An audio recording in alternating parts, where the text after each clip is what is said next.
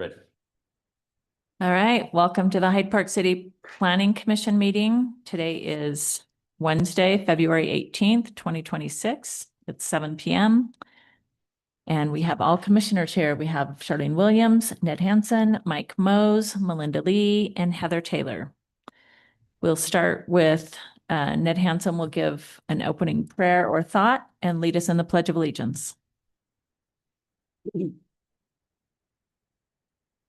Our dear Father in heaven, we're grateful unto thee for our many blessings. We're grateful for the moisture we've received today. We're grateful for this community which we live in and all the great people and all those that serve each other. We're thankful we could meet in this meeting tonight. Please bless that we will have, everybody will remain calm and we'll be able to accomplish good things for the city, and we'll try to make our city a better place to live. We pray that thou will bless any of those in our community that are maybe struggling, help them in their needs. And we say these things humbly in the name of Jesus Christ. Amen. Amen. Please rise. I pledge allegiance to the flag of the United States of America, and to the republic for which it stands, one nation, under God, indivisible, with liberty and justice for all. Thank you, Commissioner Hansen. All right, first up is approval of the minutes. I got through some of the pages, not all of them, and I have quite a few corrections. I always like the way AI quotes me. They probably quote me exactly, and I don't like that. I want it to sound like a complete sentence. It had Charlene absent. Were you absent? She was. I thought, yeah, you Oh, were. yes. January 21st. Yes, that was my son's birthday. Okay. I had thought you were here. And then did anyone catch Kevin's last name? Whoever was probably signed up on the roll, but she didn't have a last name for it. Maybe she couldn't read it. Or illegible. That's another reason it might have question mark. I really like when people, especially, I mean, sometimes they don't speak, they just sign in, but that's why it's important to state your name when you speak so that we can verify what you wrote. Yeah, and I couldn't think of the Kevin that was here for any particular thing. Anyway, You can go back. okay, I'll start with some of mine on page 3 of the minutes. I think I was talking about the staff report. It might be on the wrong thing. It said like staff report is, I feel. Oh yeah, third line up from the bottom on page 3. Okay. Maybe just take out is. It's still not great, but I sound less stupid. Where it is, I feel like lined it out. Or add commas or It something. needs punctuation. Yeah, maybe add some commas. Commas are important. Yeah. But you can tell I'm just thinking out loud. I haven't Maybe, prepared my yeah, thoughts. don't have to have exact. The staff report, I feel like lined it out for us that it's just not there yet. Yeah, punctuation would help me on that one, not sound quite so stupid. Got it. And on page 4, it's for Mike Mose that I think Uh-oh. it said, it's kind of that first big, like there's a gap, sorry. It says enforced, and I think it should say enforce. So if you go down to like, I don't know, 8 lines where it starts Michael Mose, and then the bottom of that paragraph where it says enforced in the middle, Oh, yes. I think it should be enforce. The rules that were in force at the time. Enforced when I first put the up. Yeah.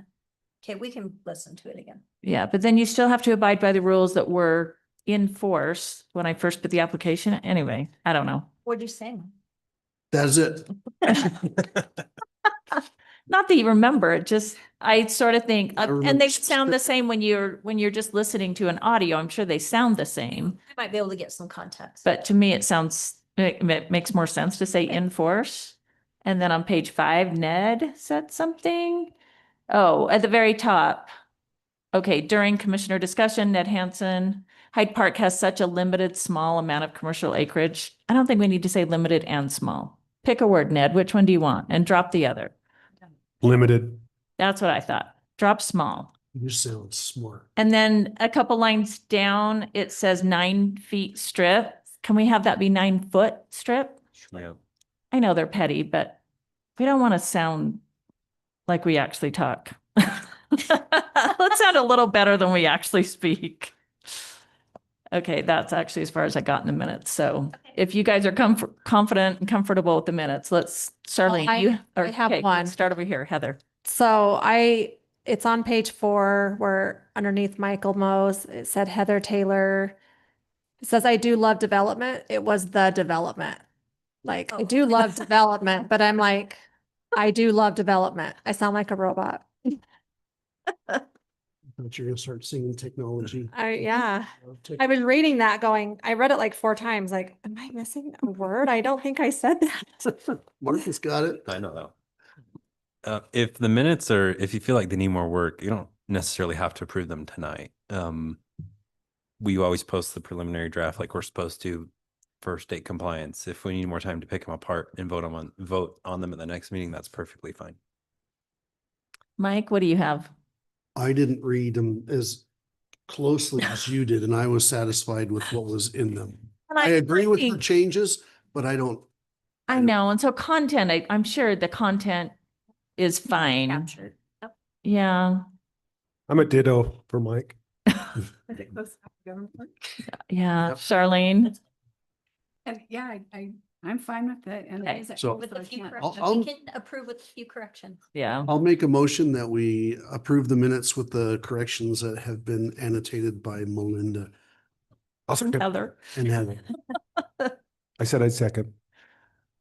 Okay, we have a motion and a second. Any further discussion? All right, all in favor, say aye. Aye. Any opposed? Say nay. All right, that passes unanimously. Back to the agenda. Okay, planning staff report. Mikel. I don't really have anything new to report at this time, so I would love it if we just moved right on to action items. We have quite a few. Commissioner Hanson loves that too today. Okay, action items. We have a lot of public hearings.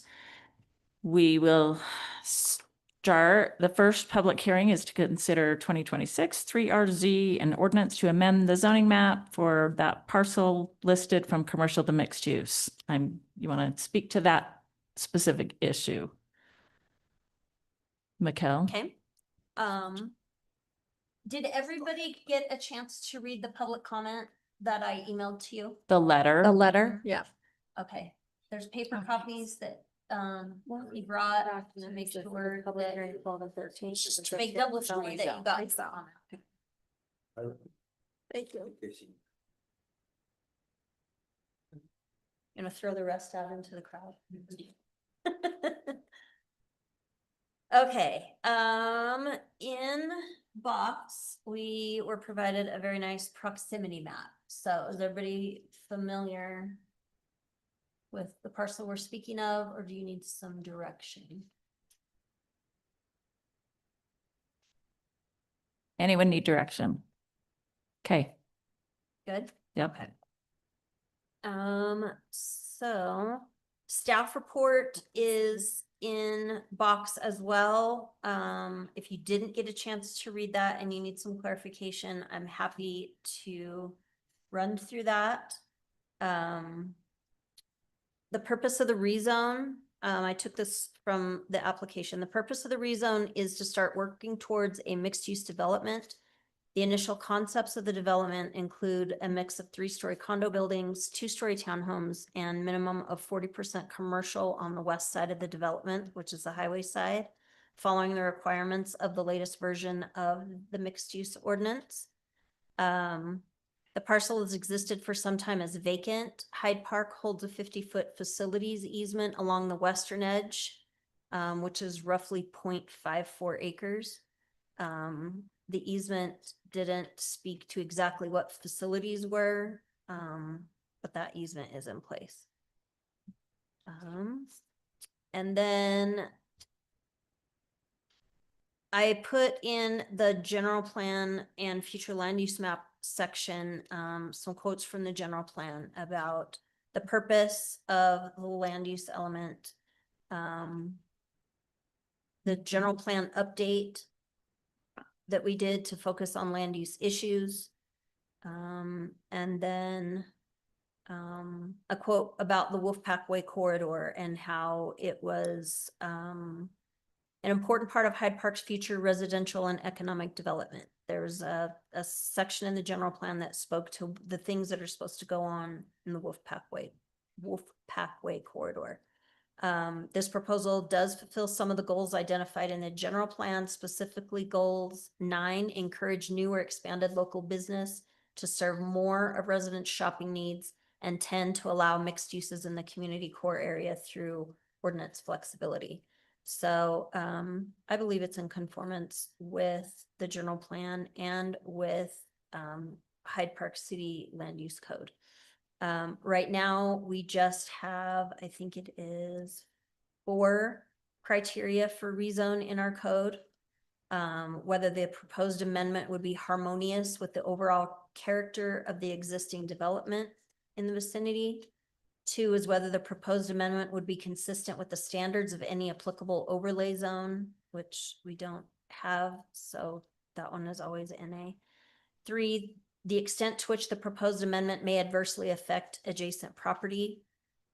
And 4, adequacy of facilities and services intended to serve the subject property, including but not limited to roadways, parks, recreation facilities, police, fire, schools, stormwater, wastewater, and we know that's all available along the pathway. So those were the criteria that we graded this on, and those are the criteria for you to consider as well. When this went through DRC review, much of the discussion was about how much commercial area is in Hyde Park, how much MX is in Hyde Park, how much should be, and are we preserving enough commercial for the future and for the things that we need? So DRC was not in favor of the rezone for that reason. The main point of the discussion was how much more MX do we need? And that's a really good question. And how do we decide that? That's why you're here. So staff is neutral on the zoning map amendment based on the findings, the criteria. They meet the criteria. Again, it conforms to general plan and land use code. And that's where my staff report ends, with a possible motion. You guys have any questions for me specifically? Or for Was Liz? DRC unanimous in opposing it, or was it mixed? Well, remember our DRC group is real small. And We don't call for votes on stuff. It's just Right. a The discussion. feel. There were a lot of things thrown around, a lot of pros and cons, essentially. I would say it was unanimous, but for different reasons. One of the big concerns on the planning side was a lot of the MXD rezones have been granted to prove moderate income housing compliance.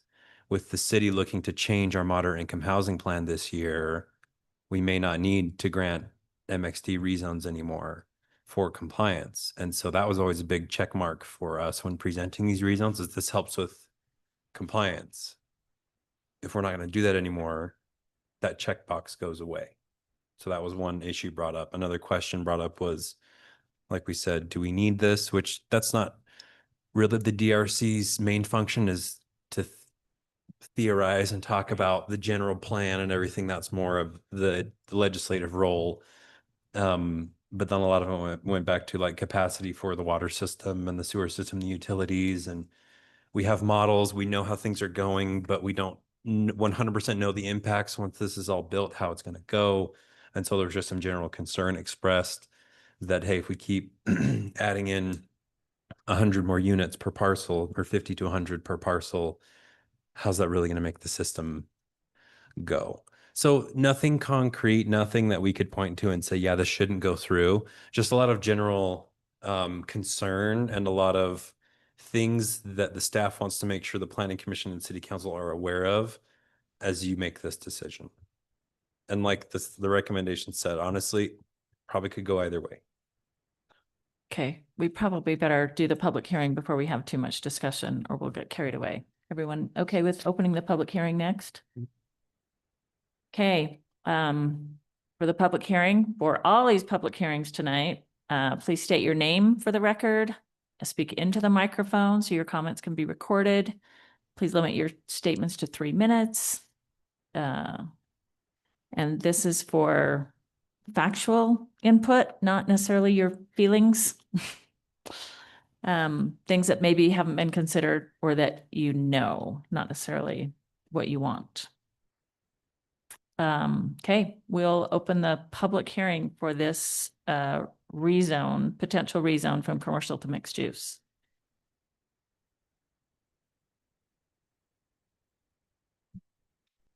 Okay, no comment. We're going to close that public hearing. All right, now, commissioners.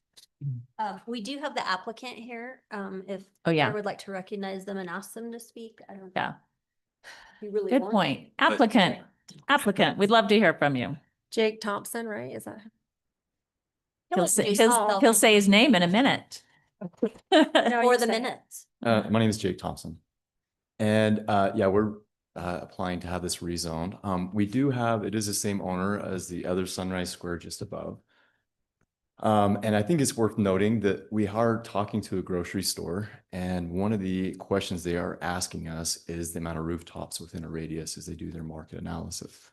So that is one component to think about, as well as just below, we have been in talks as well. We know that commercial is a big deal for the city. And it seems like every time I've been to a lot of meetings, guys, I'm sure you've seen my face a lot here. And it seems like a lot of the discussion has been multifamily and housing.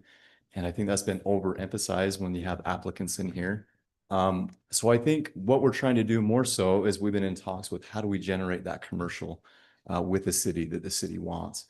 And that's what a lot of our focus has been as we've been talking to the mayor with McKellen, with Marcus. And we feel that adding some additional housing, yes, will benefit the city in a way that will generate revenue through these commercial components. And with this smaller piece, it was a difficult one to put together as we started thinking what would go here. And just below there is Tyler. What is it that he does again? There is the senior living. Senior living. And so we've been asking him what would be a good component adjacent to that. And he brought up a few places for God, guys, I push snow all day. I'm sorry. I'm having a mind fart. It's a crazy day for everybody. Pharmacy was one of the ideas that he had, but there's a lot of different where you work out. Gosh, guys, I'm so sorry. Fitness. Well, physical therapy, McKellen. Oh, okay. Things like that he thought would be good adjacent to this particular location. So those are just thoughts and things to think about as you excuse me, consider this. I don't know if you have any questions for me. Thank or you. that was it. So this, Will- I got one question. This isn't the one we talked about last That's what I week. was gonna ask. No, this is a different one. No, it's It's the same owner. That's what's confusing. Same owner. It's just a different, yeah, it's just like two lots down. so it's not the stuff we saw last. week. No, nope. Didn't think so. I just wanted to make sure I understood. Sunrise Square is, the other one is where? Just so you see Thane properties on the very edge of this map, it's the next parcel up, Just north of that. Okay, just north. and the, Rugged Mountain is the diesel place, right? No, that is Advanced Auto or Express Auto. Express. Okay, that's right. And then you've got that What's gap right behind there. I do need some. the Chew, That is Two properties? vacant property right now. just, That's where the dumpsters are on that big dirt pile right now. Okay. and then down to the south of that is where the senior residence is going in. That's in red though, right? No, It's the pink ones. the senior one is they're gonna have two facilities, one up here, one down here. This is that one, it's kind of that L-shaped mixed use single building. Okay, okay. We may be seeing something different there, but that's TBD. You're good. We'll call you back up in a minute, I'm sure. So, Or right now. sorry. Hang out. So you mentioned that you have some ideas of like physical therapy Yes. or pharmacy or those are things you'd like, Yes. that the people next to you would like to have. But I've used this company before that generates a lot of these commercial. I've done a project in Ogden and they've done a Nelson Creamery. They've done a Culver's for me before. So they generate a lot of these. They're a bigger company and they've helped me with a grocery store on this the piece that's on the bigger footprint that you see just above. I believe a light will be there, Mikkel. Is that what we were talking about? Is the intention. In progress right now. So it's in progress. So they're excited. But as we're generating that interest, there's more and more questions as they're asking us that. But they're excited. We're excited. In fact, we're thrilled. I think the mayor's even more thrilled about it than we are. It's been exciting to see that take place and transform into that. But yes, like I said, we are dealing with this group that also generates these commercial components. And yes, pharmacy would be one of those. I think it would fit nicely in this particular area within that senior living. So you would want to put mixed use? Why wouldn't you want to just keep this as a commercial spot? Then you could use that for the pharmacy and the size of it is not just for one pharmacy. It would be kind of a professional space, basically. And so that would fit there, but the footprint of a professional space to fit that entire lot would be rather large for what we would want to do there, I guess is what I'm saying. And again, along Wolfpack Way, it just makes more sense to do more residential there. Every time I talk to commercial people that want to do commercial, they're always push that other side where the main street, where the visibility is. which is why we have the code the way we have our code. Right. So, okay, all right. But Mikkel, you might have some thoughts. I know that you're on the other side of the fence on that. I don't know. Like, talk out of the place here. I'm sorry. But yeah, when I do talk to commercial, that's their main focus. They do like to be on that side where they get the most visibility. So But Even, not every parcel along the highway has access. right, even though they can't access it from Right. that side, Right. it still helps to just be, yeah, and there will be, it's good to note too, there'll be a cross access through that retirement community that will be, we're putting that the commercial space that would be accessible through that cross access. so you're talking about north-south access? from Yes. Theirs to yours? Correct. That the only access, or would they also go past through the They residential? could go through the residential, but it'd make more sense either way. I think our focus would be some type of shared access in between the Hyde Park Partners and Sunrise is what you'd see there. I know when you go to the pharmacy in North Logan, That's a disaster. the road is the same as enters that 55 and older. And so they're like, no entrance, like dead end or closed or no public access. And like, okay, well, what if my grandma lives there? Yeah. But they really don't want the pharmacy people or the doctor visit people to enter their neighborhood. And that's why this piece is so unique, I guess, is because we're trying to find that access would correlate with those properties around it. So, Is the fundamental problem just that most of these parcels are long and skinny? It is harder. I'm going to be honest. It is harder for that. Yeah. Okay. It's not the total reason, but it is a big reason. What you say, Tom?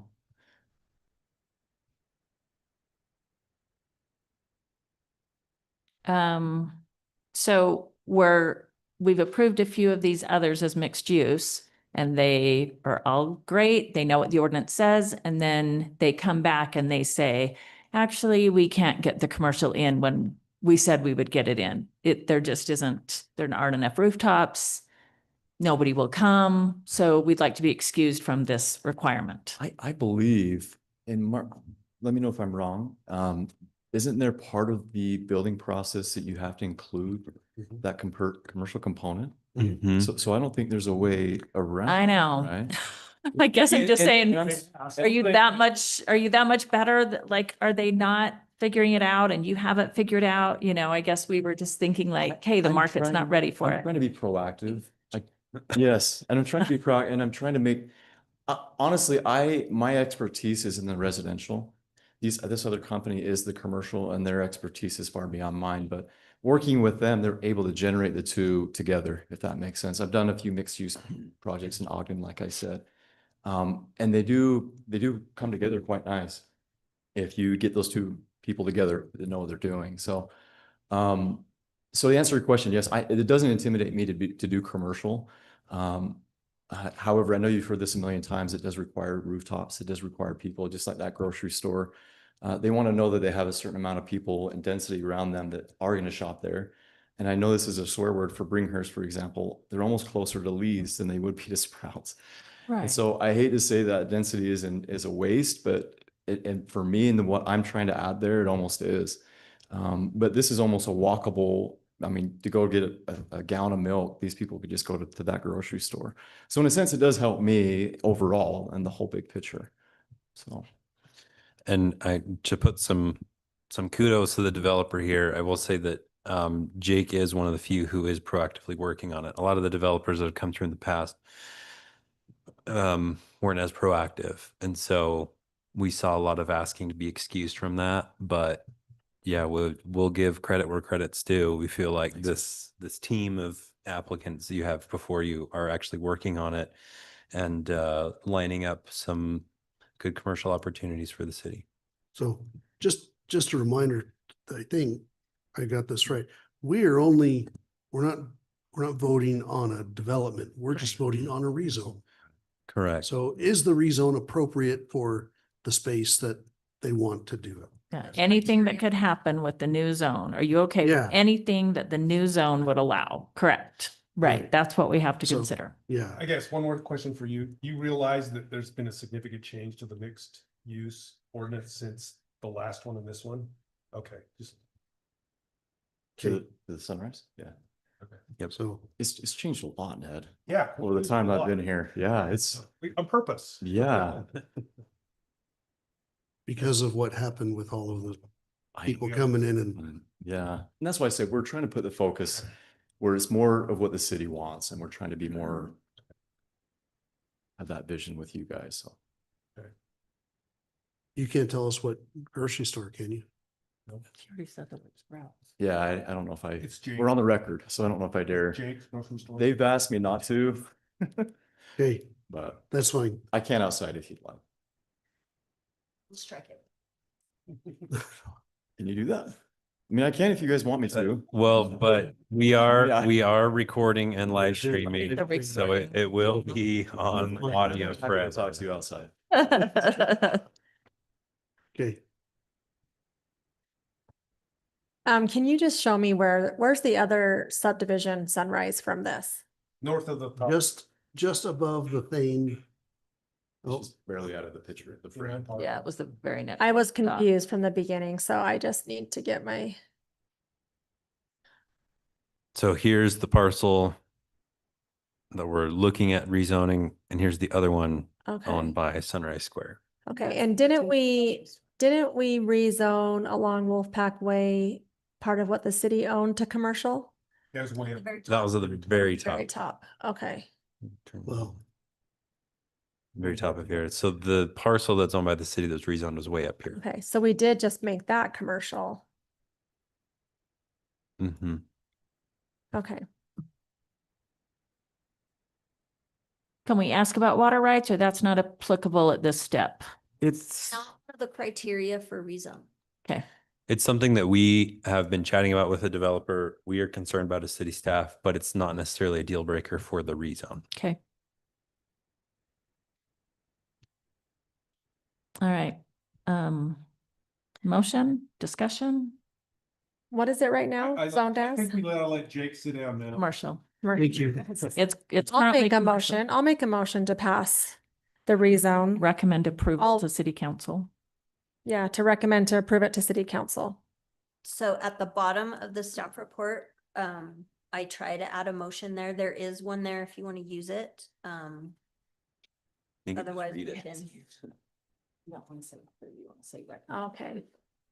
I move to approve the rezone of parcel 04-037-0013 from commercial to mixed use space on the findings of fact in the staff report in confirmation with the Hyde Park City Land Use Code, the general plan and the future land use map.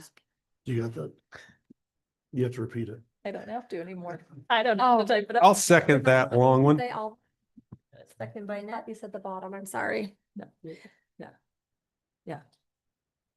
Okay, we have a motion and a second. Any further discussion? Okay, all in favor, say aye. Aye.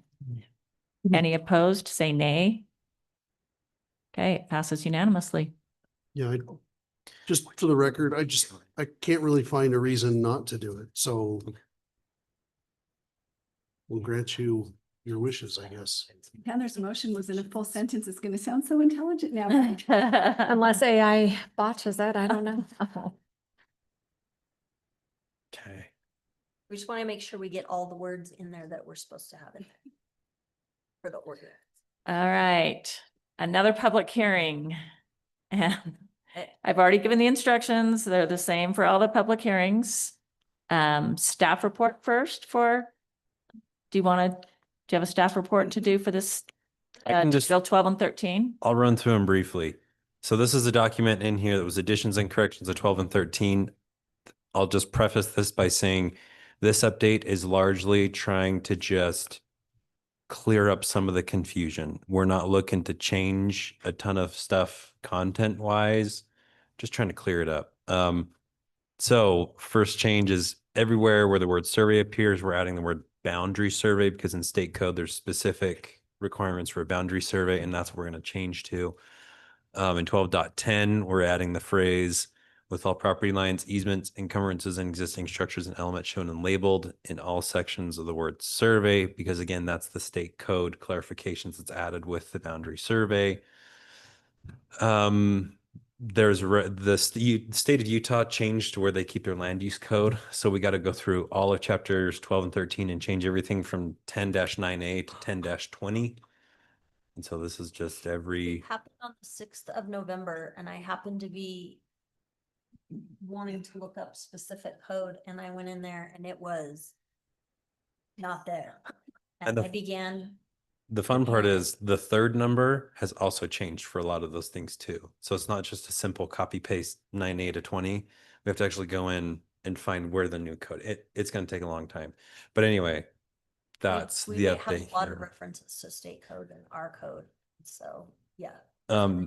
The next one is one that's already been discussed, but we're just removing any mentions of conditional use permits in relations to accessory dwelling units. Because we'd already decided that we're not going to require those for ADUs anymore. We just found a couple of rogue CUP references. So we're That's gonna take already- those out. That's state law now, isn't it? Anyway, It's state law for internal. And if a couple legislators have their way, it will be state law for external pretty soon too. We have an official city addressing policy that we're going to add to Title 12, which is Exhibit A. There's been a lot of confusion with addressing with the developers and with Melinda smiling because she dealt with us a lot back when she worked with the city. So we're creating an official template and guide for our addressing. So everybody's playing off the same set of rules. And then the last sections are additions in the subdivision and land use codes. And it's just adding more language to what we want to look for in subdivisions. Like this one is talking about how we should name subdivisions and how we want them to reflect the city and the goals of the city and the feel of the city, and that the city planning can. We've already Work got with- way too many Wolfpack this and Wolfpack that. And juniper this and and juniper that. Juniper Ridge, Cedar, Juniper all of- Bluff and Juniper Grove and Ideally, you would not want to duplicate a name found anywhere else in the county. If we can just not duplicate names from our own municipality, that would be great. So we're just gonna start there. Yep. And then we're adding the specification to talk about when is an application considered fully closed? Because there's been some confusion with when do we actually close an application and say this is complete, and when does it keep going? And we're adding more things to it. So that's clarification of when is an application actually done. And then the last one is a clarification of timing of how long developments are good for. We've got some developments that get finished and then everything gets done, and then the Mylar doesn't get signed and finished for like a year. And then the developer shows up and is like, nah, I don't know if I'm still going to build this. And really in land use code, that's a good time for us to say, you really need to start over because things have changed. And so this We is adding. we have some specification. developments that are probably coming close to that year mark, aren't we? Don't we? Yes. The On other tricky Wolfpack part Way. is as long as they're showing progress, we can't just say Right. no. And a lot of these ones along Wolfpack Way are starting to actually show progress. So It's the ones that just, Yeah. get approved and then sit and nothing happens. Or try to sell it. Down there by the high school, isn't that one of the ones? Oz. Yeah, we can talk about that one another time. But yes, this is just adding some, we already have in specific zones how long applications are good for. So we're just adding this language to the subdivision ordinance. So it applies to all the applications and zones that we have. So that was the short version. Those are all the things, like we said, this is largely clarification and updating language to reflect all the things we've discussed for the past 6 months or so. I'd like to make a motion that we. Wait a accept- minute. It's a public. Are you hearing. done?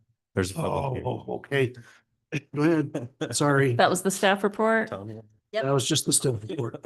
Okay. But you were the public. I will open the public hearing to consider the revisions to the land use code entitled 12 and 13, the additions and corrections just discussed. All right, with no one here to speak to that, I will close the public hearing. All right, planning commissioners. I would like to make a motion to accept the changes, proposed additions and or corrections to titles 12 and 13 and recommend approval to the city council. We have a motion. Second. We have a second. Any further discussion? Okay, all in favor, say aye. Aye. Any opposed, say nay. All right, it passes unanimously. Thank you. Okay, you already talked about road naming and address standards, but you want to speak to that some more or again? McKelwell?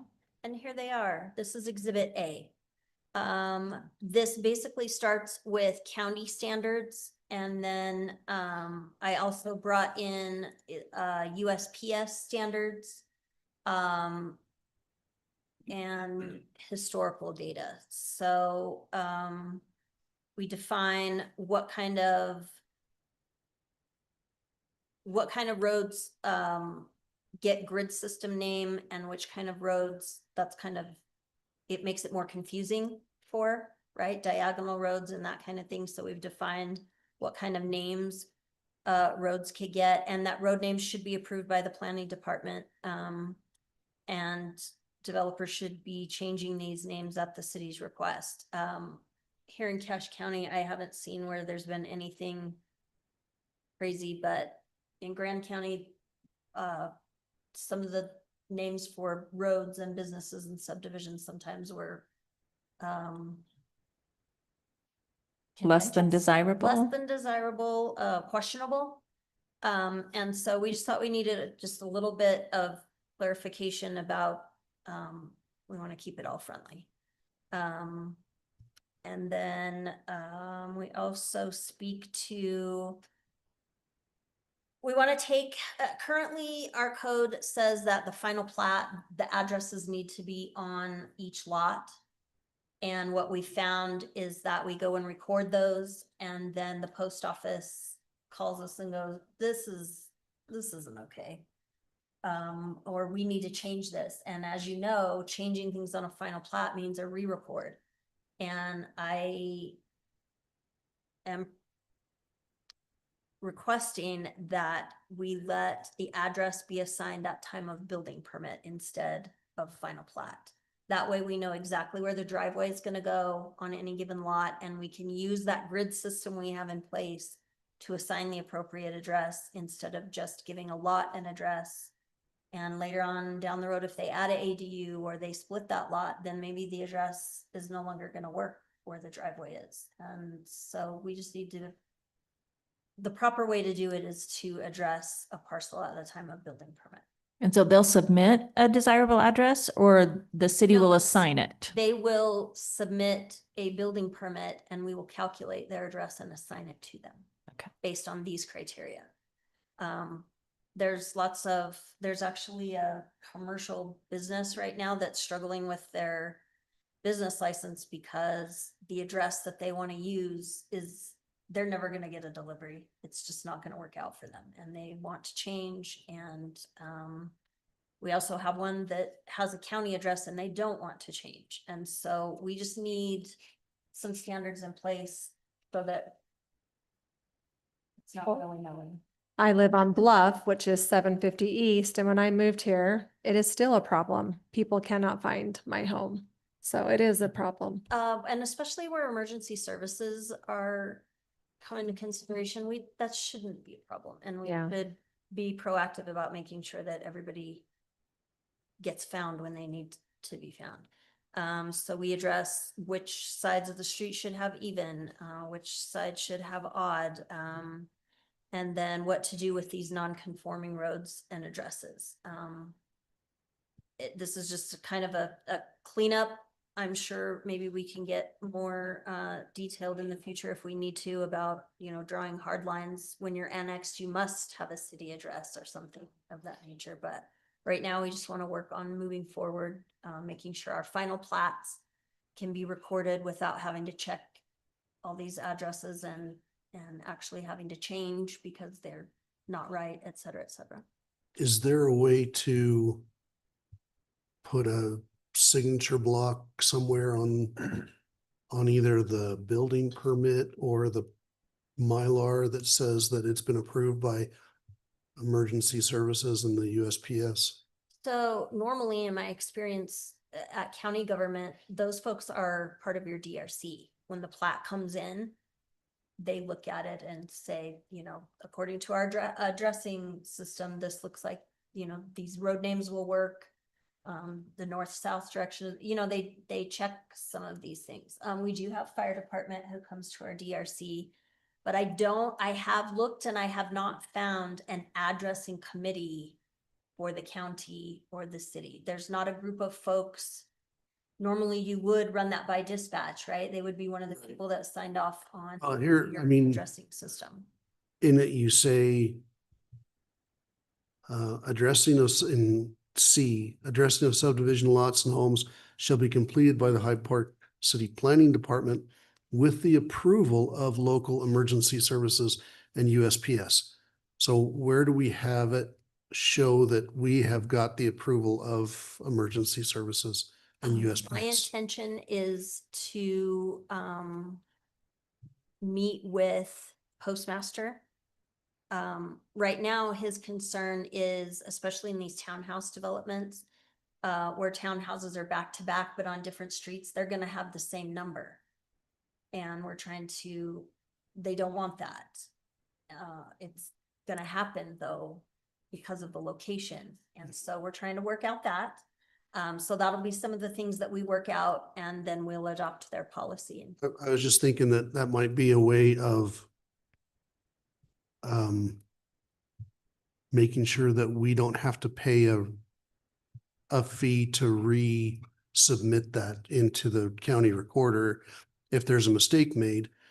And you say, well, wait a minute, you approved it right there and here's your signature, or here's your X, or that did it on the computer or something. You said, you approved this before. If you want it changed, that's fine, we'll change it, but you're paying for it. And our intention is, instead of putting those on the plat, is to do it at the time of building permits so they can be assessed one at a time and be addressed off of the driveway, center Right. line of the driveway, instead of just general. But it still has to be location. approved by the emergency services and What we USPS. do is we want to get their addressing policies and bring them into ours. I think what Commissioner Mose is saying is, can we add like a sign off, like a checkbox on the permit saying emergency services has seen this, they approve? I don't know that we want to do that. I think that would delay building permits, having to go chase that down. But I think if we get the process approved from them ahead of time, we can use their process. Right. As You long get, as they approve our process Yes. and make sure it aligns with theirs, Yeah. and we have the signature there, so that once we give an address and they come back and say, oh, we can't use that address, we'll say, we used your policy, you signed it, Absolutely. then you pay for the change. I just don't want the city to be liable for having to do that. I don't know, but I would imagine that like these, some of these mixed use things with 150 houses in it, and you have to change every single one, the county's not going to be favorable, and it's going to cost a couple $1,000s to do that if you had to pay for it, full price. It might, yeah. Our intention is to not have to get to that point. We want to nip it in the bud and make sure we're doing things right from the get so that we don't. And the county's fine to wait to not get an address for each of those lots?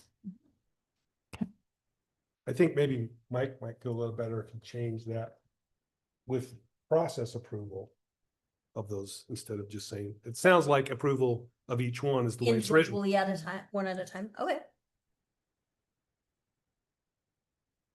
So maybe if, include in your motion with, Subject to the wording change. yes, change to the verbiage.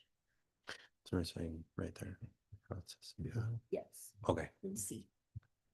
let's do this.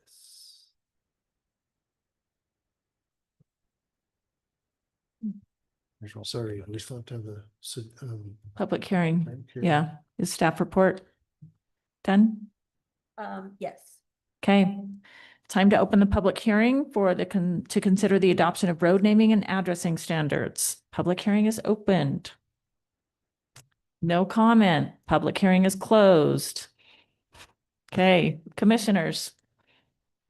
Said all I need to say. I'll make a motion that we accept that we recommend approval to the city council to adopt Exhibit A with the change of adding process in the wording. I second that. Good job. We have a motion and a Doing second. great. Okay, any further discussion on this item? Okay, all in favor, say aye. Aye. Aye. Any opposed, say nay. Okay, that passes unanimously. Next item, another public hearing. We'll first have a staff report to consider the repeal and replacement of Title 13.40 concerning the minor subdivision process, which we've discussed before. We've been educated on this already, so this should be a review. So as a refresher for the planning commission, the purpose of a minor subdivision, as we understand it, in looking at what other cities do, looking at state code, is not necessarily based on the number of lots only, but also based on utilities and availability of infrastructure. And so the big change that we're proposing for minor subdivisions is instead of just being number of lots, there's a new list of criteria for approval. And one of those criteria is we want it to be lots that are already developed, lots that maybe existed for a long time, that are vacant. And now developers coming in, maybe splitting it and wanting to create 2 additional lots, but they already have all the infrastructure they need. All they really need to do is put a new service in and they could get their building permit. And that's really all the changes in a nutshell are to accomplish that goal. There's a lot of language in here about referencing the process. We just refer back to the land use table. We're not changing the process in code necessarily.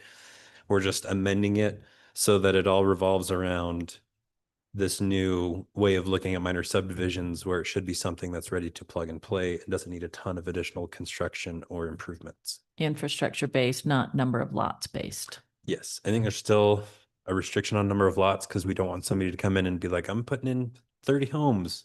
But the big thing to remember is that this is all going to be looking at the level of infrastructure already installed and ready to go. So it's ready to go-ness, readiness. Right. You think of the few that came in and we looked at in the core zone where they just wanted to split the lot in half. We had this whole discussion about how much curb and gutter should they do. And then the city council said, well, the core zone's unique. We don't need them to do curb and gutter and all that stuff.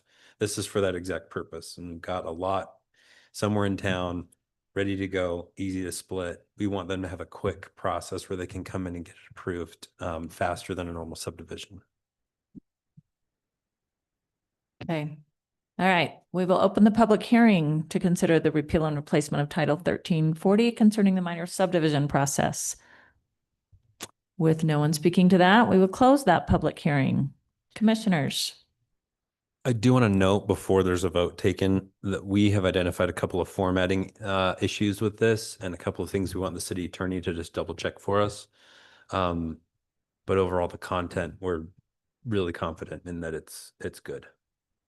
Okay, Are these the ones highlighted in pink? Yeah, so the pink is the comments of things that we want to format, or you'll notice I have a couple comments that say, double check with city attorney on this. So it's things that we think are good. We want to, double check with the attorney to make sure that we understood the state code correctly. And then the other formatting things are like, we want to take some of these bigger paragraphs and turn them into bullet point lists and love that idea. that kind of thing. Anytime you can do that, that's much better. Are we recommending approval or are we approving? Recommending. This is another ordinance change, so we'll have to go to the city council for final. So by the time the city council gets it, the formatting changes would be Yeah, we're gonna get, completed. we're reviewing this today one more time and found these, so we'll get right on them. So mostly, I mean, content, not necessarily exact wording in sentences. So if we make a recommendation and a few things get changed and city council votes, like, don't be sad that it doesn't come back to us. If And- it's substantial changes, it'll come back to us. If it's And not, really quick, the things we need the city attorney to check on, number one, there's some notes we want to have added to these plats to identify that it's a minor subdivision. So we're just double checking on the verbiage of those notes. And then number two, there's a timeline for approval. And then we just want to make sure that that timeline is okay. This is, it's down to 90 days. And the reason for that short lifespan is because these are supposed to be quick approvals, quick turnarounds. And so in theory, when a project comes to the city, they should be ready to go. So we don't want somebody coming in, doing a minor subdivision, then having it sit for 2 years while they think about it. So those are the two things we're checking with the city attorney, the notes for the plat and making sure that 90 days is acceptable by state code. all right, we've had the public hearing. We've heard from the staff. It's our turn, commissioners. I make a motion that we recommend approval of this minor subdivision, subject to the potential edits that they've highlighted in pink. I'll second that. Great. We have a motion and a second. I probably need to be saying who the motions and seconds are by.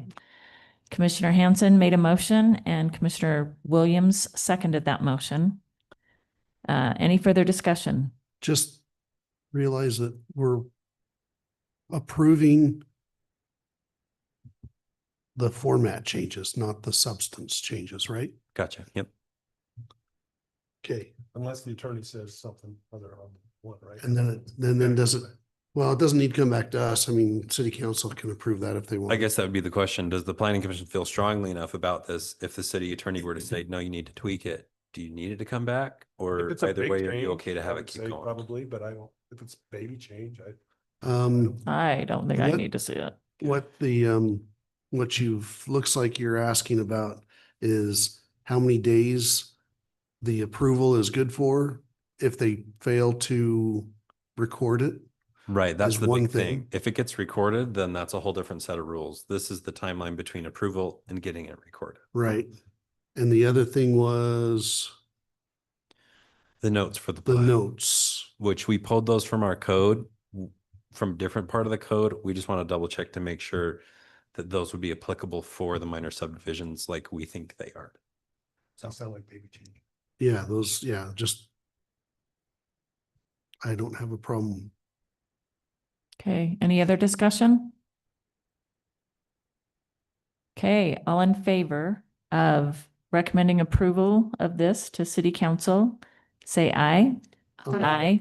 Any opposed, say nay. Okay, that passes unanimously. One more public hearing. All right, this item is considering the adoption of a zoning clearance process as an update to Title 12.10.60. Staff. Me? Okay. So we had this as a discussion item back in the fall. And I presented it to you as or with the background that the struggle that our building department has right now is delays in getting land use approval, public works approval, for building permits. As you know, the state has a really tight timeline from the time that we accept a building permit until it must be issued. And oftentimes, or most of the time, it's not the building department that struggles with getting their reviews and whatnot done. It's land use and public works.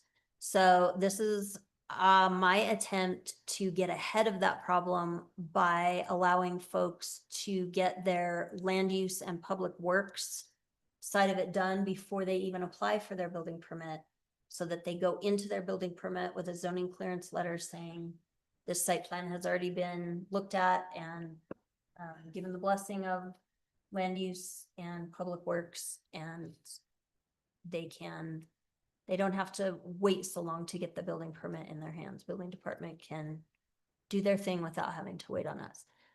Zoning clearance is something that's used a lot. North Logan uses it, but a lot of municipalities outside the Cache Valley use it. It's also handy for home occupation business licenses. Right now, all our commercial uses require a full site plan review, which, as you know, an in-home business doesn't have the same requirements as a full commercial business. So a zoning clearance letter would allow us to use that as their site plan approval for a home occupation. Same thing with a short-term rental in your ADU or your basement. We could, instead of doing a full site plan evaluation, we could use the zoning clearance letter in place of that. So it's basically in code, we relate it, it's in the same section as site plan approval. It's just a variation on site plan approval. Sounds common sense. Thank you. Okay, we'll have our last public hearing of the night. I will open this public hearing to consider the adoption of a zoning clearance process. And with no comment, I will close this public hearing and open it up to commissioners' discussion or a motion and then discussion. I wanted to add one little editorial piece here. So we had a real life example this past week of why we feel like this is really important. It's this exhibit called Real Site Plan Submitted for Permit. If you click on it, this was somebody's real site plan they submitted for their house saying, here we go. This is it. To the average person, you may see that and go, it's a house. But as far as building code requirements, city ordinance requirement, this isn't even close to bare minimum. This is so bare bones that we had to just kick it out. Now, the problem is with the state code we talked about, as soon as a building permit's accepted into the queue, a shot clock starts and we have a timer and we have to get it approved by a certain amount of time. The only thing we can do is there's a pause button we can hit. If we accept it in and it's so incomplete that we have to wait for corrections, we can pause the shot clock. But when we hit pause on these permits, typically they're paused for weeks at a time, because we're trying to work with the applicant, trying to work with everybody to say, let's get this figured out. And so a zoning clearance letter, we could get that done before they submit their site plan. And when they submit the site plan, honestly, the review would probably take 3 days. And we could get it done for single family homes, because the building department works really fast. And if they have the letter, everyone else can go in and say, yep, we've already looked at this, check the box, we're done. But this permit, I think it still hasn't been issued. No, because I have to reach out to the applicant and try to get more information. Can you give me a street name? Can you give me north? Are these measurements setbacks? I need to verify all of that information. There's nothing on there that Public Works needs. They need a lot more information than I do. There's no curb cut, utility lines, etc. The building plans for this were great. And building was able to look at those building plans and be fine with their side of it, but Public Works and land use focus solely on the site plan. And yeah, it's like pulling teeth sometimes to get information from these applicants, and that's what's holding up the building permit from being approved and that clock is running anyway. And so, if we can get ahead of this type of thing, the building department's in favor. I did talk to the building inspectors before I even went anywhere with this discussion, and they're very much in favor of this. There was a concern brought up in the fall about how this seemed to be a way to maybe subvert the state code with the shot clock. We feel like this is going to help. Right now, what happens is when the time expires, we just have to issue the building permit either way. And I don't know the residents, this is off the top of my head, and it wouldn't be appropriate to cite them in a public meeting, but there are homes being built in Hyde Park that didn't have adequate review by everybody because we just had to say, Time's up. time's up. Now it's all safe. We're good. But it's happening. And so creating the zoning clearance letter may cause a little bit more time on the back end, but once you actually get from the application to the building permit, it's going to be so much faster. And technically correct. And yes, much more sure for the person building a home, knowing that, yeah, everybody has seen it and they're all good with it. I think this might clear up. I mean, I've been hearing a lot of chatter, just that building permits and everything is taking longer, but maybe it's because of the site plan and not having all enough data. So, Yeah, I'll admit our building department, since we do inspections for several other cities, they are a well-oiled machine. I mean, those guys get these plan reviews done really quickly. But a lot of it comes back to, we contract out the fire services. So we're contacting the Smithfield Fire Department and saying, hey, did you get your review done? Our public works, days like today, none of them spent even a minute down at their office. They were out, all of them were out on the roads all day long. And so they didn't get to review anything today. It just happens. And so a lot of the times, yeah, the delays aren't with the building departments and the building inspectors. It's with Mhm. everyone else who's got to lay eyes on this and say, are the setbacks right? Have we adequate spacing for everything? Is it safe with the fire department requirements? So you're right. That's for Hyde Park. Yeah, that's the case that we're seeing with these but this delays. should help. I mean, it's one step. Well, and we have the One opportunity process. now that DRC is meeting weekly, I can bring my zoning verification to DRC and get Public Works and Fire to sign off on them weekly. And so we can definitely get ahead of the curve quickly if we set ourselves up for success in that way. Okay. I think residents and future residents would appreciate that. But I want to make sure everything's dotted correctly and done right. So this is good. Yeah, I remember a lot of incidents. City staff feeling like you were just babysitting and making phone calls and waiting for them to get back. And Begging you'd for give them a list of information. 5 things and they'd come back with 3 of them. Like, now can I get it? Like, nope, you still have these other 2. And then they give you one more. Like, okay, well, I still need this other one. Like, it's just so time consuming on city staff. I'm sure it is on them too, but it's hard on city staff too. Be a great time to address these parcels, right? We can check with fire, we can check with everybody and make sure that this, we can do that at this point. And then when they're ready to apply for a building permit, they've already got an address and they're ready to go. Yeah. Well, it seems to me that we're not sacrificing anything. We're just changing the timelines a little bit, moving things around. So and we're also have the potential of making things better by not having to let the time run out on things and just pass them through. So it seems like a win.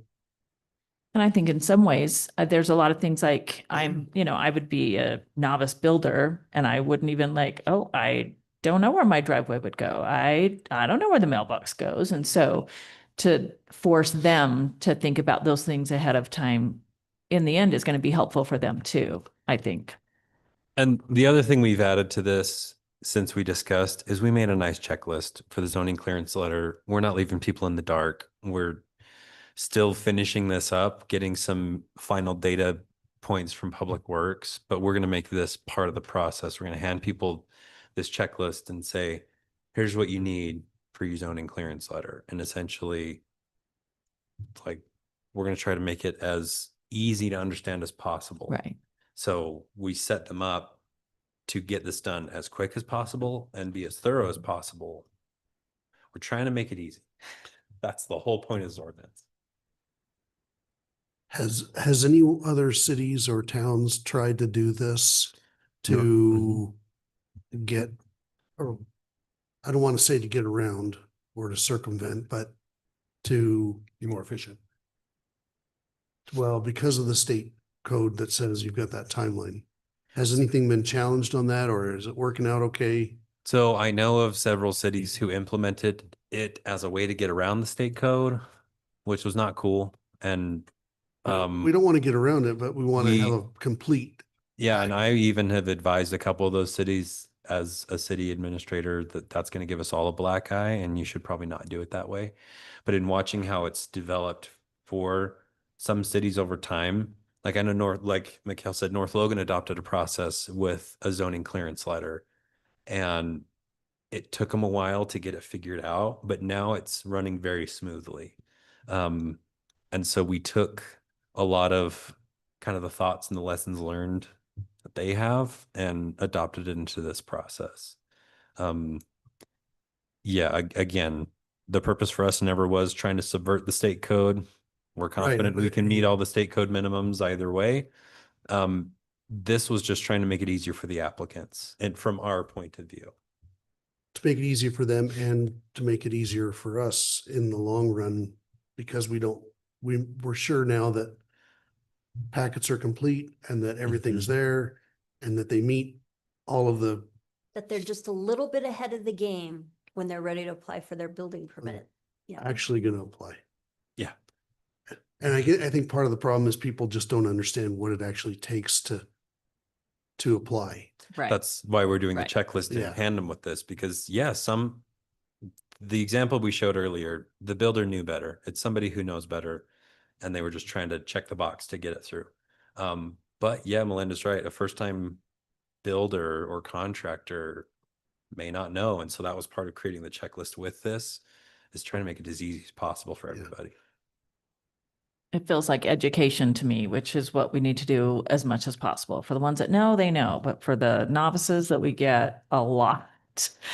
Like, okay, well, if you're serious, this is what it takes. And some of them are like, okay. And others are like, oh, yeah, I'll be back. Like, So I can't submit my plans on the back of an envelope. You still can. If they're Just drawn like like, the other- if they're drawn like this, they can be on whatever sheet of paper you want. Say, no, this isn't Wyoming. Can't do that. all right, if Okay. you're still messing around with it, did you say? Like, we're just approving that we're going to make a process. We're not approving this specific document or? No, so there is specific code language. The checklist was something that we added just to demonstrate that there's more to this administratively that we're developing as city staff. But legislatively, we have to adopt this code change right here, just adding in this language about how we're going to require the zoning clearance letter or allow it to be used in place of site plans for residential uses. Specifically, I'm gonna try to read it for. Okay, then add in- specifically for single family home, short-term rental, home occupations. Yeah. But that's the actual code update you would be voting on. The checklist and the other things we showed you was just on the administrative side, what people are going to see when they go to start working on the zoning clearance letter. Okay, on your very first line where you put an S on set, this section sets forth. I would love to do that. Thanks. That was You'd never guess I was more of a math major than English, but that wasn't even one of our elements. We'll add- I know. I'm sorry. Just Okay, opening. so as far as those documents that you uploaded, the first and last are the same thing. Which one? No, zoning clearance letter. The Oh, checklist yes, and the approval letter. Process, yes. Okay. Did we have And then I The put an public hearing, right? example in there. did we have the public hearing for this? I Yeah, did the we public did. hearing, Yeah, didn't we I? did. Yeah. I know Yeah. they're so fast. It's I- just that he had more to say afterward. Yes. we were getting Yeah, ready to I do added that. my editorial comments to explain there's more to this than just the ordinance Yeah, we change. Motion, but we did have. I make a motion that we approve this process that we recommend approval of this process or the site plan No. review Zoning. edits. Oh, Yes. right? Zoning clear. clearance process. Zoning clearance process, With the update to code 12.10.060. that one, 12.10.060 site plan review process. Great. Subject to any small edits that we just talked about. I'll second that. Beat ya. You're great. All right, we have Commissioner Hanson made a motion to recommend approval. Commissioner Mose seconded that motion. Any further discussion? All right, all in favor, say aye. Aye. Any opposed, say nay. That one passed unanimously. Thank you, commissioners. And we just have one discussion item left. You. Okay, Commissioner Hanson is leaving a little early. Go Aggies. You go into the game? Yes. I'll kick off the discussion. So this is very early stages. We've presented a few rezones, and we as city staff feel like the criteria that we're grading these on is pretty weak. And so we are going back through those 4 criteria for rezones. Mikkel already has several things she wants to add to them, which I think there's a document in box, if you'd like to pull it up. It's suggested rezone criteria. And so we are just looking for input from the planning commission. Again, this is just a discussion item. We're just looking for input from all of you, where you get to look at this from the legislative lens. What do you think the city should be considering with these rezones? So some of the possible rezone criteria, of course, you want to make sure there's general plan consistency. So we want to make sure that we call that out, but other things you could consider is compatibility with the neighborhood. Again, we would have to define compatibility and Yeah, be that's specific like- about the criteria we're going to use. But this is just kind of an idea of the things that we could put into place so that weighing the pros and cons of the rezone isn't necessary. You can just use your criteria to decide if the rezone is called for or not. Infrastructure and utility capability should always be considered. Can the current infrastructure support whatever use this zone proposes? Community benefit and demand might be something you consider. Is this zoning appropriate for the things we need? And then there's some specific examples of rezone criteria, such as, was the existing zone for the property adopted in error? Like, did something happen way back in the day that, there's an Like our example RE5, of like our easy- 5-acre parcels right now. Yeah, so an example, Mikkel wasn't working here at the time, but back when I first started, there was this zone called like RE residential estates, and it was like 5-acre parcels. And there was no mention of it in the city's general plan. There was no history of why it was there. There was just like 2 massive parcels that were zoned 5-acre lots. And we were like, we never want somebody to have 5 acres of grass and be pouring drinking water on it. This is a really bad idea for the city. And so this would be something that we would look at in that case. It's like, was this just a really old zone that has never been used, that It's maybe got undefined. thrown on this parcel and nobody knows why? Yeah, so here's just some different examples of criteria. Has there been a change of character in the area? As you know, our neighborhoods are changing rapidly, and maybe that's one of the criteria that's part of the rezone. Is this going to be helpful for sending this neighborhood into better growth, or is it going to inhibit that? What's another one? Is should the property in question be annexed to the city? Sometimes we're getting proposals for rezones for properties that are coming in, and maybe the zone that they want is not appropriate, and maybe they shouldn't be joining the city at that time. So that would be a time to consider whether they should be annexed into the city. Is the proposed density and intensity of use something that's permitted in the zoning district they're already in? Do they really need to rezone? Might be a criteria that we consider. I'm definitely open to suggestion if you guys have other specific criteria that you want to propose. Some of these examples are from municipalities I've worked in, and then some of them are just good planning practice. K specifically, does the proposed change constitute spot zoning? Sometimes that's a consideration. In this small of a municipality, are we concerned with spot zoning? Or is that not something we really worry about? Because it's all gonna blend together sooner or later, right? That's maybe something we wanna consider, so.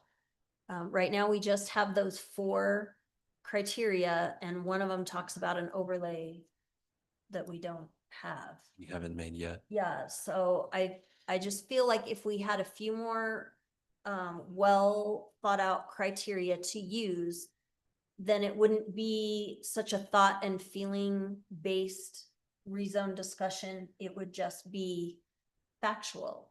Here's some of the criteria that we've used, and now we're going to use our critical thinking skills and make a informed decision.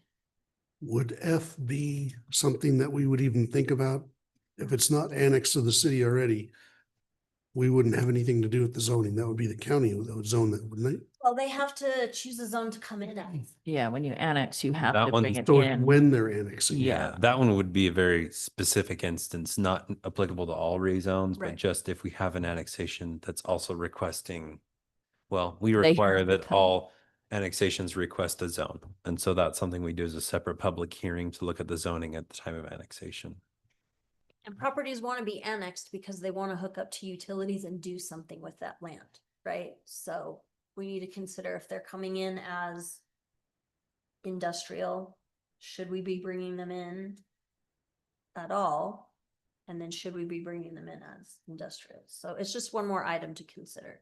I'm certainly not suggesting that we use all of these, not at all. I just wanted to give you a real broad example of criteria to think about, and then examples of them in action. I think that compatibility, and I get it. I like it. If it's my neighborhood, I want that. But if it's, I don't know, I think of like these markets or a restaurant in a neighborhood, which I would love to have a restaurant in Mike's neighborhood. Well, Mike lives next door. He doesn't want him parking in front, all over his house to go to that restaurant. Standards are still at play, right? Just because a zone allows a thing doesn't mean it can exist however it wants to. There's still development standards in place, but if we just had some criteria that would give us a general idea of when a rezone is beneficial and when it's not, maybe it wouldn't be as difficult of a decision.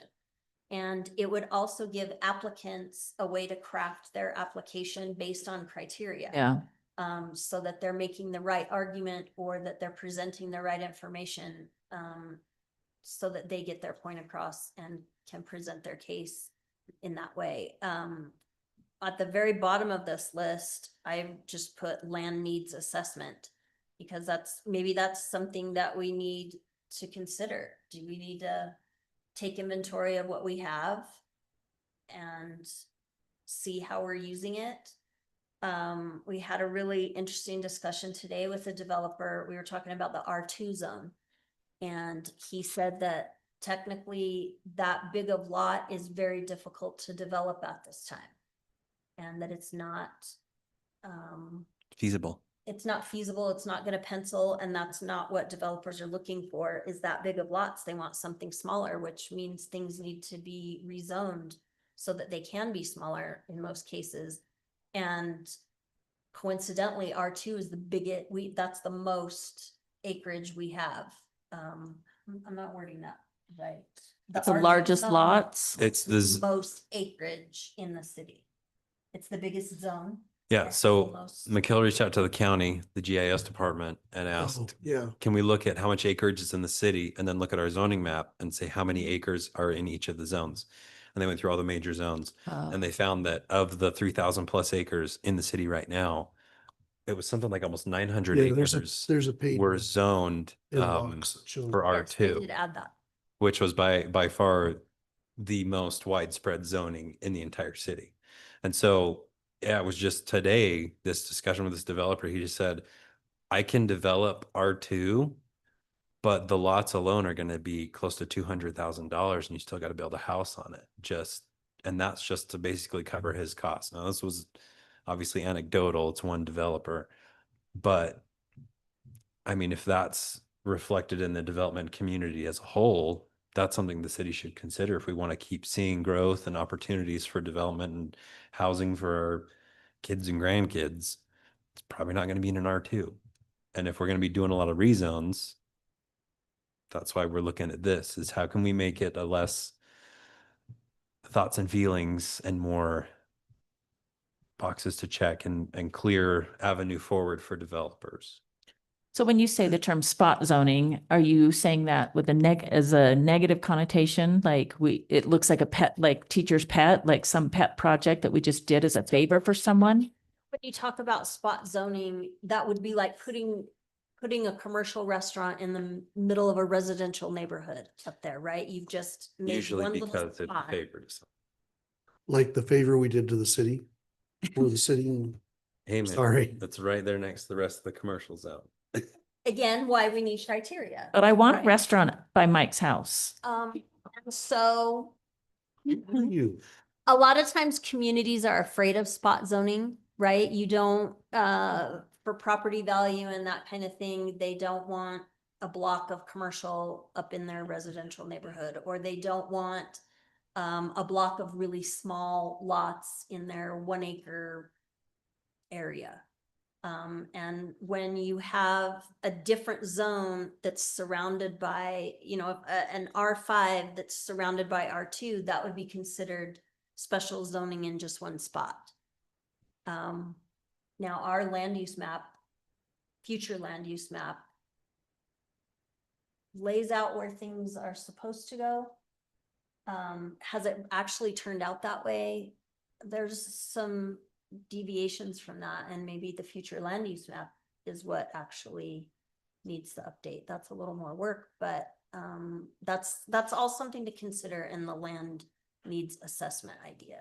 I guess I'm still like a gas station. Okay, I'll drop the restaurant by Mike, but a gas station on the east side. And so I believe that those people within that block are going to say no way. But for the city as a whole, it would be great to have a gas station on the east side when we get these corridors going north and south, so they don't have to come down to the highway to gas up. A little neighborhood commercial Market, area. gas station. Yeah, but how do you even do that on a future land use map? How do you say, I think it should be on this corner, or I think it should be on this corner? It feels like you're favoring who is ever doing that. And that's why you have lots of workshops and you gather lots of opinions and you poll the neighborhoods. There's a lot involved with updating future land use maps and general plans. You have to really, it's what the people want, right? It'd be cool if it was voting, like you could just get on your phone and. Won't everybody just say, yeah, we want that, but not in my backyard? And you might be surprised, people enjoy a convenience.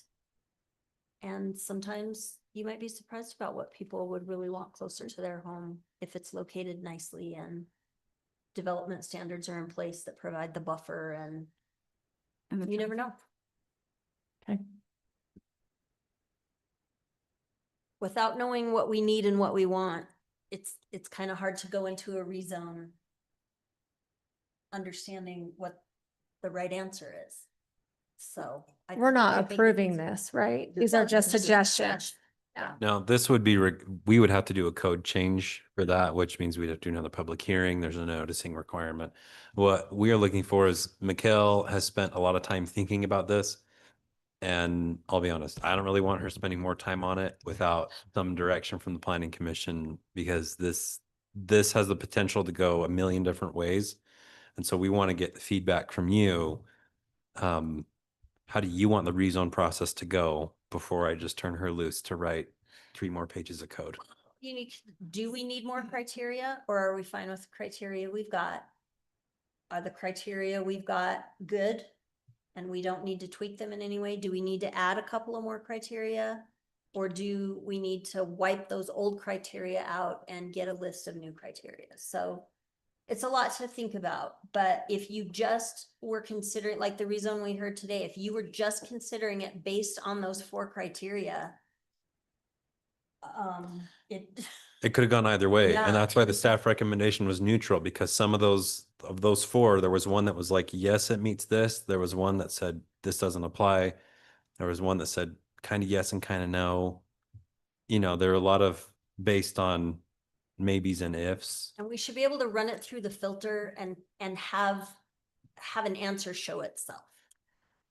We just need a good filter. I like it personally. Maybe not everything that has been stated, but I look at it as more education, right? More knowledge, more guidelines. I think that will help people answer their questions. So I would say yes, I think there should be more added.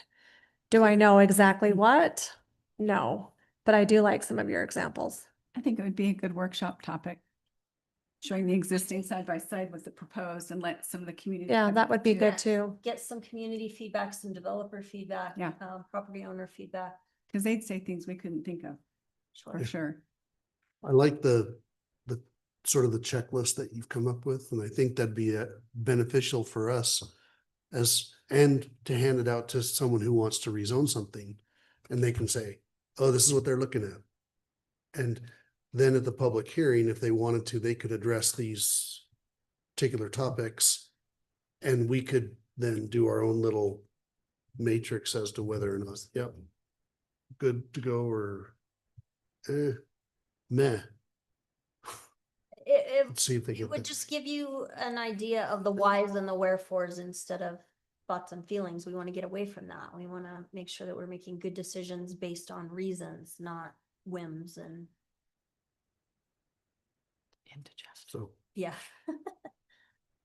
okay. So, yeah, if you guys have some time, give us some feedback about that and, Yeah, I think it's a good one to consider on our own. Sometimes when you get into brainstorming, you know, with the whole group, because I get the workshop thing, but I think it needs to be done one-on-one first. I think everybody ought to give it thought on their own and then come together instead of come together as a workshop to start You thinking guys- about it. Yeah. Pick your and top 5 or something and workshop.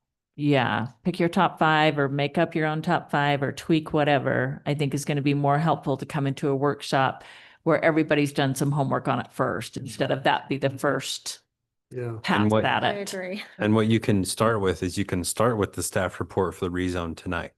Look at the staff report that Mikhail made up for the rezone we heard tonight. Read through that, because that's the criteria that we're judging right now to look at a rezone. Take that, say, is this adequate? Do we need more? Do we need less? And then you can go back to this list of suggested criteria and say, which of these things would have helped us make the decision? So that's a good place to start. Yeah, no, I love this discussion. Any other thoughts, commissioners, tonight On that specific item, on that or any other? I do want to add something in the interest of time. Can we add it to our next meeting? I've had some feedback from residents that asked me to go around and look at the houses that have been built in the last few years in regards to the definition of structure within the setback of building requirements. And it's very vague. So it can be interpreted a lot of different ways as it stands right now. And so as I drove around, probably 2/3 of the new homes built in the last 3 years have something within that setback retaining their soil. They brought in soil. We're looking at smaller lots, not acres. And we're very hilly. So most people have to bring dirt in or retain dirt, or they start digging. I mean, we dealt with that. We ended up could have bought another residence for all the retaining we had to do, which you didn't know till you get going. What you hit in the soil, it's like, can't go past here. So, if the majority of people or more than half of the people who've built in the last few years would technically be in violation of this if we went back and enforced it, then I think we need to change the code And one of my proposals is to have it be, I was kind of typing my thoughts were to have the definition of structure for the purpose of setback specifically intend to mean the dwelling or the home, including garages or sheds, anything permanently affixed to the ground or permanently fixed and attached to the home permanently. And it should not be interpreted to include anything that's being utilized to make the highest and best use of the property. For example, if someone builds their house, they're very limited, they have to put it here, and they've got this drop down to the sidewalk. If they were to retain that and have it flat, and a ton of people have done that. A ton of people have done that. You walk on the sidewalks and there's this wall right there of boulders. And it's so that they can walk out and have a front yard, not just drop down and go, down. So I would like to propose that we look at the current definition. I wouldn't mind proposing some definitions and emails ahead of time. And if anyone else wants to look at the current definition, driving around really helps because I took that definition and drove around and like, technically, they've got a structure in this setback. They've got structure by definition right now includes A retaining wall? retaining wall boulders. The current definition pulls in most of what people are doing to make themselves have a front yard. So when it comes to approving building permits, the building department and I had this discussion, and if it requires a building permit, then it can't be in the setback. So do we have that in our definitions? And retaining walls are like 4 feet. The If ones it's 4 that are feet or 4 feet more, Or they require a building a permit. permit, you have to have it If engineered. it's less than that, then they don't require a building. But permit. even if you So- break it up into 2-foot ones, that adds up to 4. And so that does require a So permit. landscaping, things, a pile of boulders, things of that nature, don't require a building permit. None of your landscaping items require a building permit unless they're Retaining. 7 feet tall for a regular fence Fence. thing, right? And 4 feet for a retaining wall. So anything that requires a building permit has to meet setbacks. And That's kind of that's where what we I was draw the looking line. for in structure. I didn't see permits required. Is that in our definition? I think you find that in residential code is IRC. IRC. yeah. ICC is commercial code. No, I might have been looking at the wrong definition. Well, it's going to be in the building code. We don't necessarily have it in our city code, but International Building Code, building code. IBC, or what's IR? Residential. the Residential. So are you saying like people who live like up by her on Bluff Road, the ones on the east side, they have these steep driveways to get up to their house, so it's a retaining wall to build their driveway up to their house, whether it's straight or curved or zigzag.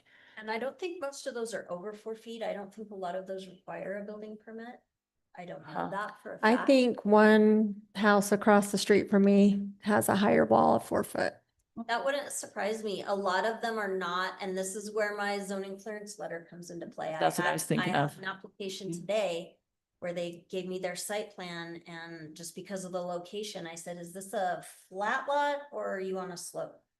Well, we're on a slope. Are you gonna be using any kind of retaining walls? Yeah, maybe you should put those on your site plan. We need to consider your whole site. Well, if we could okay all of that ahead of time, then that's not gonna hold up your building permit while we consider, is this a 4-foot wall, is this a 3-foot wall? Do you need a building permit for this or not? If you do, it can't be in the setback. If you don't, put it in this, in your front yard all you want. So, I think you're right that we need policy, in writing, maybe for that. But I think what we do have is a lot of builders who are not putting any of their retention structures on their building permit. Building permits are not being evaluated for stormwater, and these retaining walls are gonna affect that.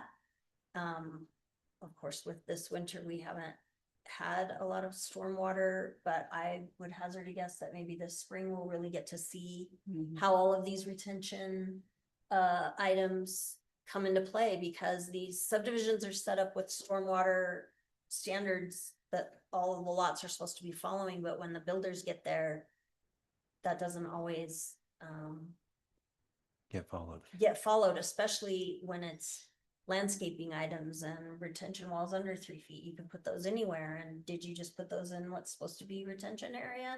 Did you put those in what's supposed to be a free flow area? The only way to really consider that is to make sure that that kind of stuff is on your site plan. And I think those days are coming. They're not here yet, but I think they're pretty close. Back to my comment earlier about the chatter, it's in regards to Yeah. retaining walls. And I'm hearing it from a lot of neighbors up above. There's a lot We of dealt with problems. a little bit of neighborhood stormwater trespass in the fall. It was kind of like later summer, maybe, when I first got here. We We've had been dealing people- with it for a few years now.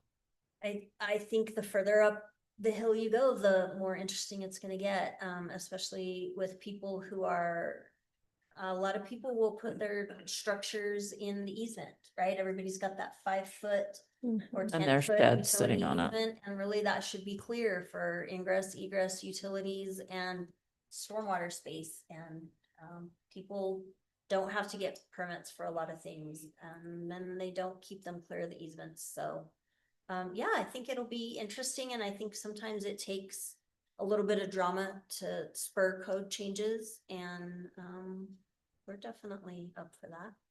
How does it, go ahead. I was saying, I'm always big on looking at the reason for the rule. So if we could look at what the current rule is and what the reasoning is, and do we need to be more flexible? Because when I drove around, I'm like, most of these people would be like, forget this, I don't want to build here because of what they would have to do, or they'd have to be like, walk out their driveway and have the size of a sidewalk. And we're trying to encourage the building on smaller lots. So we might need to be more flexible and adapt that. So that if someone's got this smaller lot that's only 1/3 of an acre, they've got all these slopes and they really only have a choice here if they aren't going to bring in pylons and do some major thing in back, that makes it not cost effective to build. Maybe we need to be more flexible with what they can do to give themselves a Or front maybe yard or it's a the side yard. developers who need to come in and put in those retaining walls to Yeah. begin with, and not leave it Yeah. up to the individual. I was gonna ask, who's in charge of Shouldn't be retaining surprised walls? like that in your building. Individual builders within the developers don't want that responsibility, and so they pass it off. They Yeah, have because more that's what, sidewalks than others. that's what I've seen. Let's say Mike and I are neighbors. He really doesn't want to be neighbors with me. Not after tonight.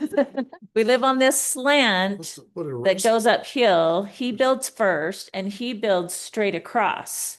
And then when I build, I say, well, I want mine flat too. And so now there's like this straight wall here. He already built, he's got a nice fence and everything there. And I just dug the dirt down, right? I mean, that's what we had someone call about.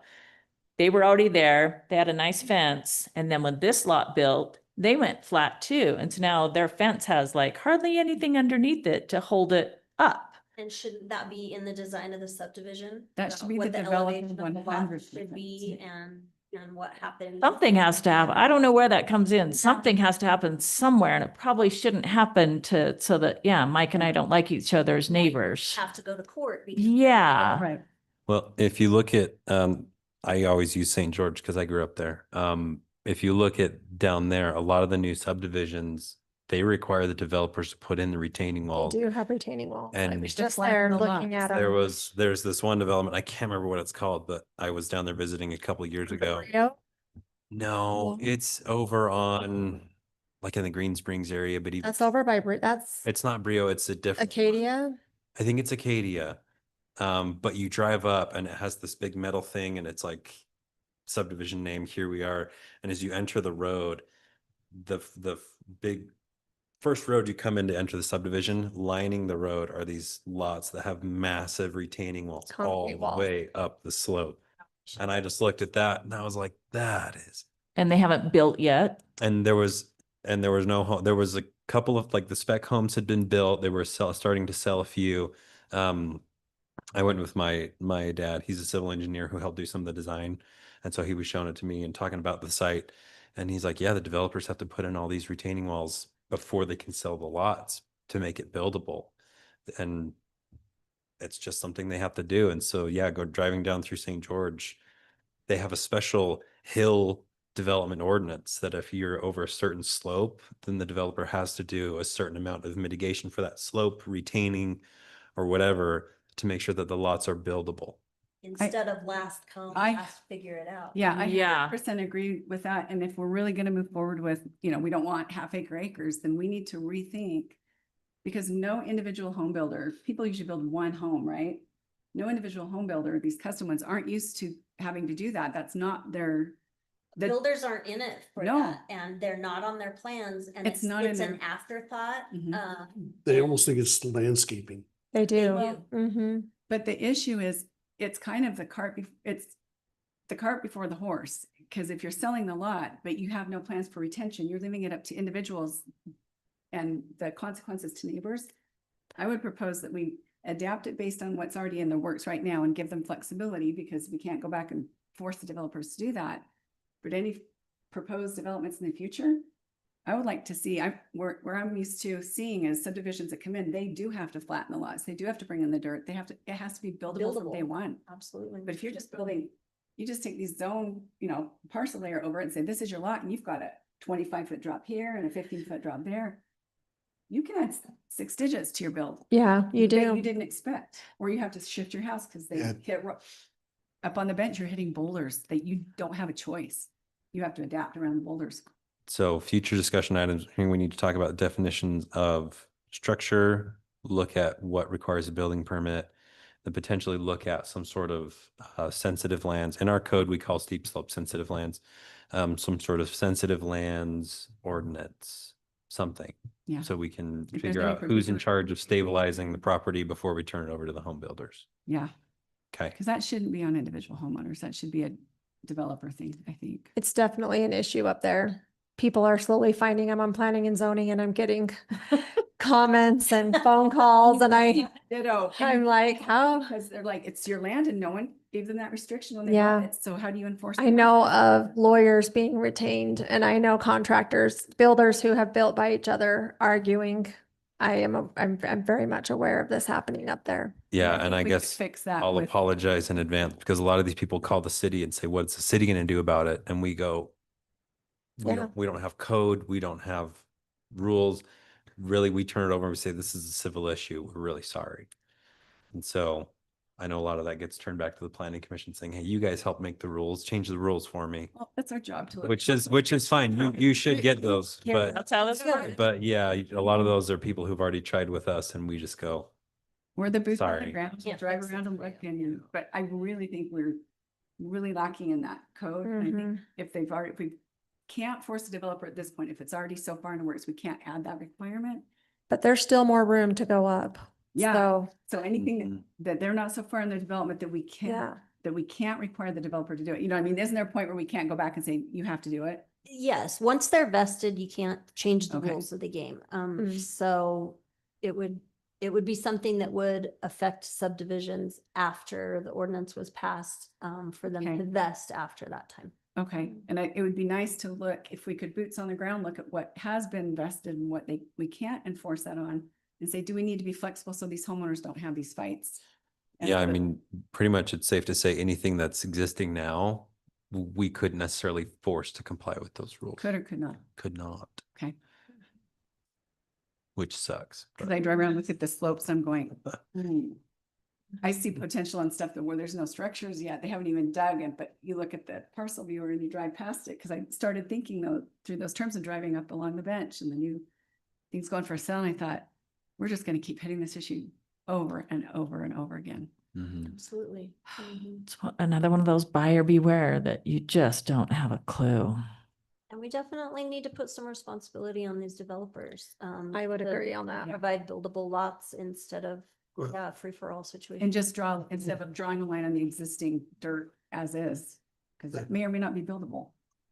Yeah, the problem is if you put it on the developer, they're just gonna pass that cost on to the. Right, that was my next comment. Right There's now, the Not saving the person anything. the orders from the state is affordability, affordability, affordability.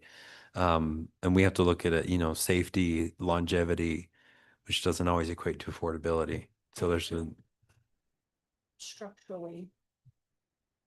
And yeah, maybe And pay a for- little more to live up on the. And for good neighbor relations, it's just not fair to, To fences leave it make on the good neighbors. papers. huh? Yeah. But if they're not Yeah, gonna but stay on fences the like, slope, then yeah, Yeah. fences that meet, not these kind Not of. fences that slough off. Yeah. Well, even though. Or Mike. If you think about cost, we learned with bringing in a bunch of concrete, we needed to do it all at once is way cheaper than if we have them come pour this Piece and at then a come back and time. pour this. So for each individual homeowner to do that, it's actually more cost effective for the developer to get he's gonna get the best deal, right? Cause he's gonna be saying, hey, take these 20 lots, do this to him. He's gonna get the best deal. If you divide that between those 20 lots, it's gonna be a fraction of what they would have paid individually to level their lot. Right. So- They just don't know Realize it, that, right. that they had to pay that at all. They would Right. rather just get their lot, they They think. think. And that's education for the public Yep. too. We can say, we are requiring this now, but guess what? If you had to come level it, you're gonna spend 4 or 5 times as Yeah. much, and you're gonna be fighting with your neighbors.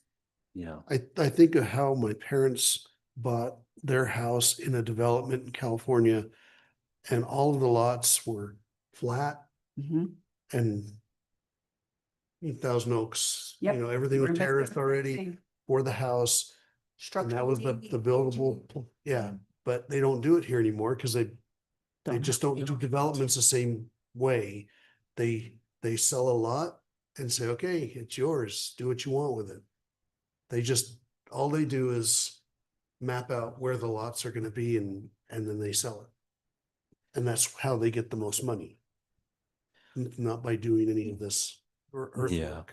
And that's like our eternal struggle with the state legislature, right? Because the state legislature likes to think that if they can make the process faster or, cut the red tape, move things through, then it's going to be better.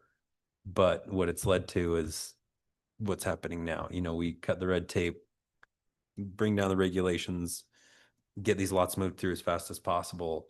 And then you're left with a lot of times the lot owner not doing their homework, not seeing the notes on the plat that say, hey, this is a problem. You got a giant PUE through here. You can't put a house on here. I don't know how many calls we get per month saying, there's this massive lot up here and I'd really like to split it. And we're like, well, half the lot's a retention pond. Did you notice that? And oh, okay. So it's the eternal struggle. I was just at my daughter's in Colorado and granted, she lives at 8,000 feet. She's way up in the mountains, but a home that was built above her has kind of a gully that goes through whatever their parcel looks like. And none of those are very big anyway. And so their main house is on the side of the mountain. And then there's this gully. And then they built another part of the house across that. So they had to build like a walkway, this lifted walkway to the other part of their house. Like, it's wild. Like, yeah, do you need that a little bit more house? Innovation. It's gorgeous, but when something starts to go, I think that's it. Yeah. Anyway, so looks like we got those noted down. We'll add them to future discussion items. I did want to point out, just a reminder, at the last city council meeting of the month, we're still doing our work sessions. Planning Commission's invited. This time we'll be doing another quick training about things you need to know as a public official. And then we'll be diving into the general plan. I believe we're going to be moving into the land use chapter, and we're going to spend a couple work sessions working on that one. So I highly recommend all of you attend that one because that's very much what you're concerned about in all these meetings. So This is at 6, correct? work session at 6. All right. Anything else? Anyone? I'm, Okay. I don't need a motion. I know. Without objection, we'll adjourn this meeting. Oh, you don't. Oh, Thank you.